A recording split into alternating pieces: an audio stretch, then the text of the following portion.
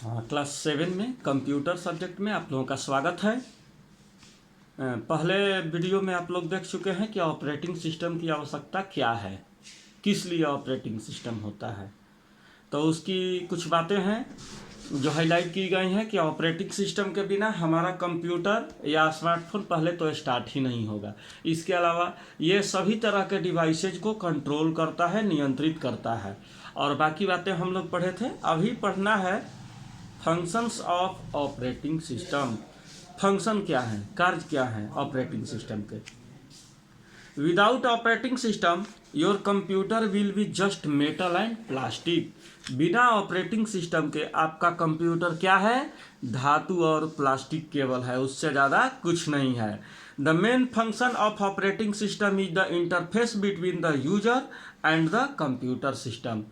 आपका main function क्या है कि ऑपरेटिंग सिस्टम क्या होता है, यह यूजर और कंप्यूटर सिस्टम। यूजर कौन होता है, हम लोग जो उपयोग करते हैं कंप्यूटर को। यूजर और कंप्यूटर सिस्टम के बीच में इंटरफेस का काम करता है, मध्यस्थ का काम करता है, मिडिल मैन का काम करता है। But there are several other functions too, लेकिन इसके अलावा और भी दूसरे फंक्शंस हैं। दे आर एज फॉलोज, वे निम्नलिखित हैं।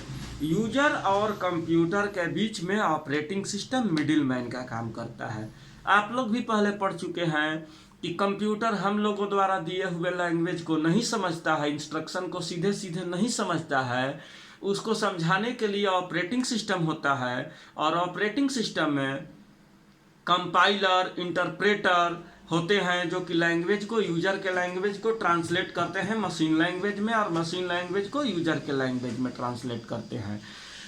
तो इस सेकंड वाले वीडियो के साथ में मैं आप लोगों को कुछ पीडीएफ भी भेजा हूँ नोट्स बना करके, उसको आप लोग पढ़ लेंगे, समझ लेंगे। कहीं दिक्कत हो तो हमको फ़ोन कर सकते हैं समझने के लिए। तो देखते हैं आगे। Operating system boots the computer, क्या करता है, आपके कंप्यूटर को बूट्स करता है। बूट्स क्या है भैया, तो बूट्स ये चीज़ है कि जैसे ही हम अपने कंप्यूटर, लैपटॉप, पीसी को स्टार्ट करते हैं तो सबसे पहले आपका लैपटॉप या पीसी जिस चीज़ को ढूंढता है वो होता है ऑपरेटिंग सिस्टम। तो अगर आपके कंप्यूटर में, लैपटॉप में ऑपरेटिंग सिस्टम है तो वो उसको लोड करना प्रारंभ कर देता है, लिखता है लोडिंग विंडोज, तो लोड करना शुरू कर देता है। तो इसका मतलब यह है कि जो लोडिंग होने का टोटल प्रक्रिया है, ऑपरेटिंग सिस्टम लोड होने का टोटल प्रक्रिया जो होता है वो बूटिंग कहलाता है, या बूट करना, सिस्टम बूट करना कहलाता है। यह आपका स्मार्टफोन में भी होता है। आपका स्मार्टफोन बंद है और उसको आप जब स्टार्ट करते हैं तो सबसे पहले ये एंड्रॉयड ऑपरेटिंग सिस्टम को, या जो भी ऑपरेटिंग सिस्टम हो, उसको ढूंढता है, और ढूंढने के बाद क्या करता है कि उसको लोड करता है, मेमोरी में लोड करता है। तो जब तक लोड नहीं हो जाता है तब तक हम कुछ भी नहीं कर सकते। तो जब तक लोड होता है तो यह पूरा प्रोसेस बूटिंग कहलाता है या बूट कहलाता है। It allows performing the various task with the help of different programs. यह अलग अलग प्रोग्राम को, विभिन्न प्रकार के प्रोग्राम को पूरा करने के लिए मदद करता है। यानी कि पेंट बनाना हो, note pad, word pad type करना हो, तो उस सब सॉफ्टवेयर को, वीडियो गेम खेलना हो, वीडियो देखना हो, तो उस तरह के सॉफ्टवेयर को रन कराने में ऑपरेटिंग सिस्टम मदद करता है। It acts as a resource manager, यह रिसोर्स मैनेजर के तरह से एक्ट करता है, व्यवहार करता है। It manages input output devices and variables, यह सभी प्रकार के इनपुट आउटपुट डिवाइसेज और डिवाइसेज को, वेरिएबल्स को, भाग को, मेमोरी यूनिट को ये कंट्रोल करता है या मैनेज करता है, प्रबंधित करता है। It manages computers memory, computer के मेमोरी को भी मैनेज करता है। It allocates and relocates memory space to specified resource, यह क्या करता है कि आपके मेमोरी में कितना स्पेस बचा हुआ है, कितना यूज हो चुका है, यह दिखाने का या उसको प्रबंधित करने का काम करता है। It keeps track of files, यह आपके फाइलों पर नज़र रखता है। It maintains the reliability of data stored in the files and directory structures, यह क्या करता है कि आपके डाटा को जो स्टोर किया गया रहता है फाइल में या डायरेक्टरी में, उस का आकार प्रकार तय करता है कि किस तरह से किस लोकेशन में, यानी कि डॉक्यूमेंट वाला फाइल है, कुछ लिखा हुआ है तो उसको डॉक्यूमेंट में, वीडियो का फाइल वीडियो के फोल्डर में, ऑडियो का फाइल ऑडियो में, इमेज का इमेज में भेजने का ये काम करता है, मेंटेन करने का काम करता है। It interrupts reads the commands given by the user and guides the resources to handle the request. यह क्या करता है कि आपके द्वारा दिए हुए कमांड्स को, यानी कि यूजर के द्वारा दिए हुए कमांड्स को रीड करता है, उसको समझता है और कंप्यूटर के प्रोसेसिंग यूनिट को भेज देता है। It secures the data from illegal and unauthorised access. यह आपके डाटा को सुरक्षित करता है, यानी कि अनावश्यक अवैध लोगों को आपके डाटा को यूज करने से बचाता है, अनऑथराइज्ड एक्सेस से बचाता है। It automatically detects and corrects the errors. यह ऑटोमेटिक रूप से आपके ऑपरेटिंग सिस्टम में, आपके सिस्टम में आए हुए एरर को डिटेक्ट करता है, यानी कि पहचान करता है और उस एरर को सही करता है, करेक्ट करता है। If system is damage due to hardware failure, अगर आपका सिस्टम हार्डवेयर फेल्योर या अचानक पावर सप्लाई बंद होने के चलते आपका यूपीएस काम नहीं किया या अन्य किन्हीं कारणों से आपका सिस्टम अचानक बंद हो गया, तो operating system facilitates the recovery of the system. उस कंडीशन में आपका ऑपरेटिंग सिस्टम आपके ऑपरेटिंग सिस्टम को रिकवर करने का काम करता है, खुद ही अपना रिपेयर करने का काम करता है। तो ये सब कुछ फंक्शंस हैं ऑपरेटिंग सिस्टम के जो आपके कंप्यूटर में ऑपरेटिंग सिस्टम करता है। इसके बाद है कंपोनेंट्स ऑफ ऑपरेटिंग सिस्टम। आपके ऑपरेटिंग सिस्टम के कंपोनेंट्स कौन कौन होते हैं देख लीजिए। कंपोनेंट्स ऑफ ऑपरेटिंग सिस्टम, पहला है प्रोसेस मैनेजमेंट, दूसरा मेमोरी मैनेजमेंट, तीसरा फाइल मैनेजमेंट, चौथा इनपुट आउटपुट डिवाइस मैनेजमेंट और मल्टीटास्किंग, यानी कि अनेक प्रकार के कार्य करने का प्रबंधन करना, एक साथ में एक ही समय में अनेक तरह का कार्य ये कर सकता है। तो देखते हैं इसके बारे में हम लोग बारी बारी से। The above chart shows the components of operating system. आपका ऊपर का चार्ट ऑपरेटिंग सिस्टम के कंपोनेंट्स को शो किया है। देखते हैं process management. Process management, process वो चीज़ होता है जो आपके काम को पूरा करने से पहले जो समय लगता है, जो गतिविधि कंप्यूटर करता है, वो प्रोसेस कहलाता है। तो process management is responsibility of the operating system. Process management करना किसका जिम्मेवारी होता है? ऑपरेटिंग सिस्टम का। A process is a program in execution. Process एक ऐसा होता है प्रोग्राम जो कि आपके किसी काम को, किसी आपके द्वारा दिए हुए किसी वर्क को एक्सिक्यूट करता है, पूरा कैसे करना है, क्या करना है, यह तय करता है। It includes creation, deletion of process, process synchronisation, process communication and deadlock handling.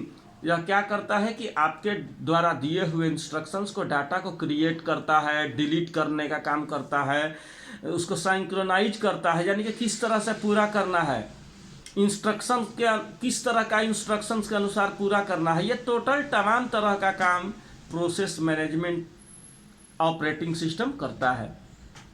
The process should be in sequential manner. यह एक व्यवस्थित क्रम में होता है, ये नहीं कि अव्यवस्थित क्रम में ऑपरेटिंग सिस्टम प्रोसेस करता है। Operating system handles this with the help of CPU and IO devices. IO devices का मतलब input output devices. Operating system इसको कैसे करता है, प्रोसेस मैनेजमेंट का काम कैसे पूरा करता है, तो सीपीयू के द्वारा और इनपुट आउटपुट डिवाइसेज के द्वारा, इनपुट आउटपुट डिवाइसेज की मदद से। अगला है मेमोरी मैनेजमेंट, मेमोरी को प्रबंधित करना। Operating system keeps records of parts of memory. Operating system आपके मेमोरी के पार्ट्स पर नज़र रखता है, कि रिकॉर्ड रखने का काम करता है, आपके मेमोरी के एक एक भाग का रिकॉर्ड रखता है, कहाँ क्या स्टोर है। These records include which part of memory is currently used, by whom it is used, how much memory space is available. Memory management में ऑपरेटिंग सिस्टम ये तय करता है कि कितना मेमोरी आपके कंप्यूटर का यूज हो चुका है, कितना भाग बाकी बचा है यूज करने के लिए, कितना स्पेस अवेलेबल है। इट ऑल्सो एलोकेट्स और डी एलोकेट्स मेमोरी स्पेसेस। यह मेमोरी को एलोकेट्स यानी कि तय करता है कितना खाली है यूजर के लिए, तो उसमें हम कितना कौन सा डाटा स्टोर करना चाहते हैं। री एलोकेट्स यानी कि उसका पोजीशन अगर एक जगह स्टोर किया हुआ है, दूसरे जगह हम अगर उसको ले जाना चाहते हैं तो उसको दूसरे जगह ले जा सकते हैं। और डी एलोकेट्स यानी कि आपके मेमोरी में से डिलीट कर देना हो हमेशा के लिए, तो ये मेमोरी स्पेस से, तो memory management operating system memory management में ये सब कार्य करता है। इसके बाद है file management. In computers memory data और information is stored in files and folders.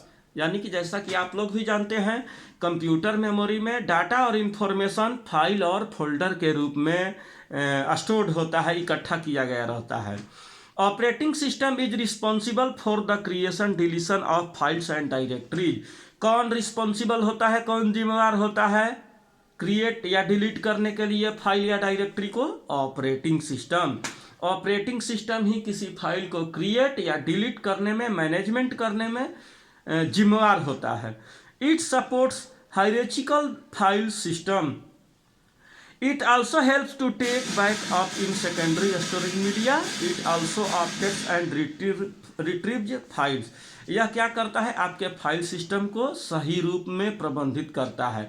MS word का फाइल है, कोई डॉक्यूमेंट है तो उसको डॉक्यूमेंट में, वीडियो का फाइल है तो उसको वीडियो वाले फोल्डर में, ऑडियो का है MP3 है तो उसको ऑडियो में, और इमेज है तो उसको इमेज में।